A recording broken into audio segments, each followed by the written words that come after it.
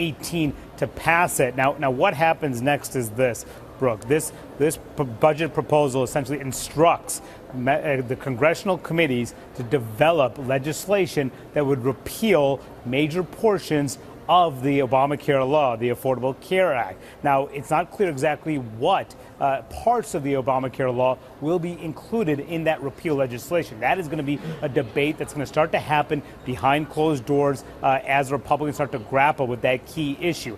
And the bigger question also, what to do about replacing the law. The Republican leadership now in line with Donald Trump saying that they want to replace the law at the same time as repealing it. That means that in that repeal legislation that they're going to start to draft, they're going to have to include some provisions that will replace aspects of Obamacare. And this is all complicated by two things. One, the rules of the United States Senate prohibit what exactly they can include in that repeal legislation, so they may not be able to get everything that they want in that. And also the policy. There's no agreement among Republicans yet about what provisions to include as part of a new health care law. So a lot of internal debate about to take place after this vote, but this vote critical because it sets the stage to begin that repeal process and also to be able to do that under the rules by avoiding a Democratic filibuster by using this budget process. So a significant vote today beginning that debate, but also just the very, very beginning because a very contentious debate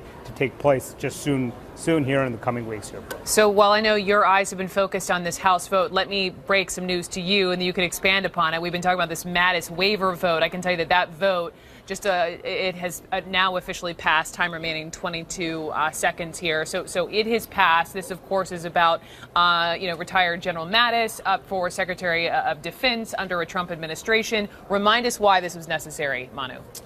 Well, that's because he has been a former military commander, someone who worked in the military, and now he's going to be the top civilian, have this top civilian post at the Pentagon. And there's a law that actually prohibits people who are in the military from running that top civilian post. So this actually grants a waiver to General James Mattis to allow him to become the defense secretary, taking that top civilian job. They needed to do that because of the fact that he used to be just more recently serving in the armed services. Now, he has not been confirmed yet by the United States Senate. That's a separate vote that will take place in the coming days. We are expecting him likely to be confirmed as soon as January 20th, the day that Donald Trump was sworn into office. So that is one nominee, Brooke, that has got bipartisan support on Capitol Hill.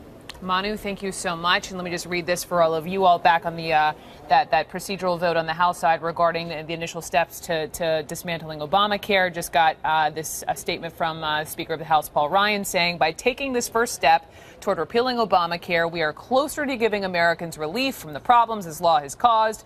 He goes on, too many families have seen costs soar, quality drop, and choices reduced to one, which just isn't a choice at all. This resolution gives us the tools we need for a step-by-step approach to fix these problems and put Americans back in control of their health care. From Speaker Ryan.